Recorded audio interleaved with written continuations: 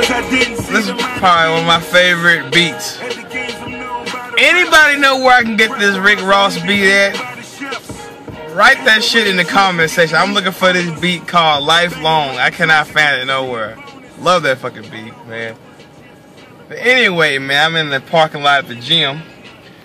And about to get ready to go fuck up some delts. I'm actually recording it. It might already be up by now. About to record with a POG member. And I just have to go ahead and get this topic out the way before I go in. Why not, man? Get this shit done. People are asking me, why don't I do bro splits during a cut?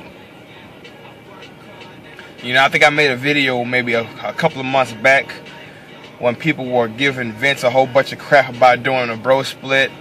And then I made a video pretty much telling y'all bro splits are okay because we all have genetic limits. And at the end of the day, regardless if you work out once a week or twice a week, you're gonna hit those limits in the long run. It doesn't matter if you use a bro split or not. So why don't I use a bro split? Well, let me explain to you why I don't use bro splits on the cut. Now, actually, when I start bulking, I might go back to my bro split because I'm gonna be real busy, and it's gonna be real easy for me to keep that on my schedule. Not only that, I only have 2 weak points I'm worried about. I have weak delts and weak hams, so I'm gonna blast those twice a week and everything else once a week. But fuck all that. Let me explain why I don't do bro splits on the cut. First and foremost, guys, when you're in a calorie deficit, now keep in mind, I'm not trying to be disrespectful or anything, but a lot of people give advice to naturals that take steroids. You know what I'm saying? I don't think they mean any harm, but when you're natural, you have to, I don't necessarily say you have to train differently, but you got to train a little smarter, and you got to use a little more of a, smart approach to your cutting situation, you know what I mean? With that said, when you're cutting and you're in a calorie deficit, your body is more prone to lose muscle mass. I don't give a damn how fast you cut, how slow you cut. If you're cutting trying to get in single-digit body fats, or even extremely low body fats, you're gonna have a good chance of sacrificing muscle. Constantly hitting those muscles more frequently is pretty much reminding your body you need these muscles. You know what I'm saying? You need those fibers. Hitting those fibers about twice a week is a good way to constantly remind your body, leave my muscle alone, just take away the fat. You know what I mean? So hitting it once a week versus twice a week, it's not a good idea. I feel like you should hit it more frequently on the cut. You know what I mean? You can get away with hitting it once a week, but I still feel it's much more better. And majority of my clients are hitting their muscles twice a week on a cut. Now on a bulker, it doesn't really matter much in my opinion. Also, when you're dieting, guys, your goal is to hit a calorie deficit. Now, the amount of calories you need to hit a calorie deficit is gonna vary, but at the end of the day, you need a calorie deficit. So, with that said, if you go to the gym, right, and let's say you train legs, you're gonna burn a fuckload of calories, right? But let's say the next day you go to the gym and you hit arms.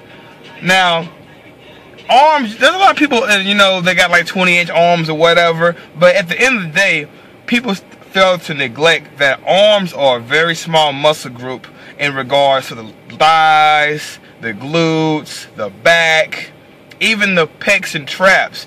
The biceps and triceps are very small muscles. How many calories do you think you're gonna fucking burn going to the gym doing a whole bunch of curls and a whole bunch of press downs? I mean, yeah, you'll get a good sweat, you'll get a good pump, but you're not burning as much calories as you would on a back day or a leg day. So it's a very good idea to just throw your biceps in with your back or your triceps in with your chest and just keep rotating the weeks, you know what I mean? Keep the more frequency going. And that way you go to the gym, you're burning a fuck more calories, and you're able to eat more. See, me personally, if I was on a cut, on a bro split, and I did legs, I would probably have my carbs at about 300 grams, because I would still probably hit a deficit, because I'm hitting legs, I'm hitting quads, I'm hitting hams, I'm probably hitting calves, or whatever. But if I go to the gym the next day and hit my fucking arms,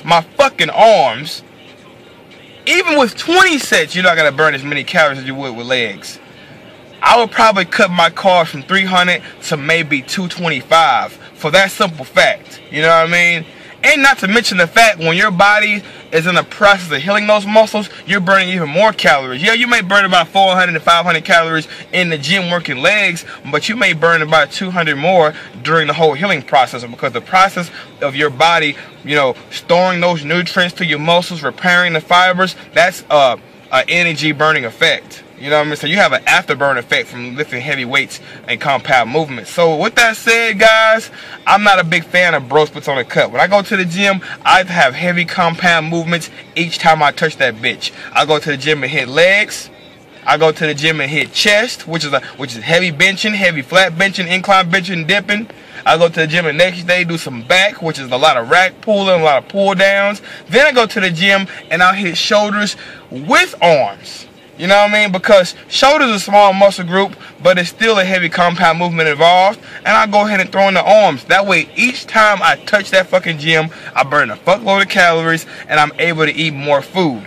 Like I said, nothing wrong with a bro split on the cut, but you better work on your fucking macros. If you are at like 300 grams of carbs a day on your chest, on your fucking leg day and your back day, and then you go to the gym and hit fucking abs and arms, I think you might want to cut those carbs, because you're not going to burn that many calories.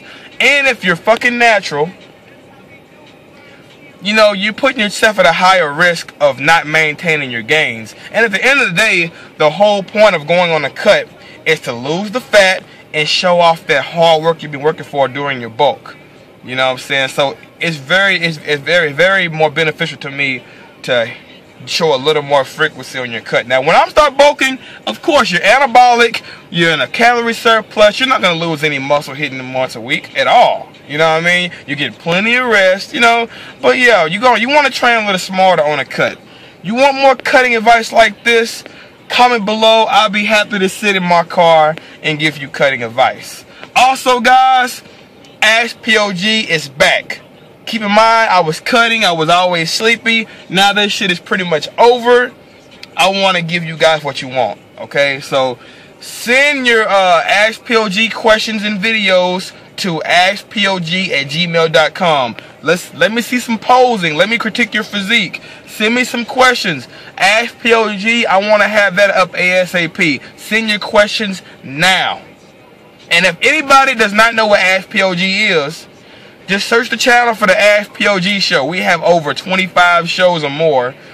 That will give you an idea of what we do for you guys, okay? Well, anyway, I'm about to go to the gym and fuck some shit up. Don't forget to like my shit. Comment, subscribe. Holla back at your boy.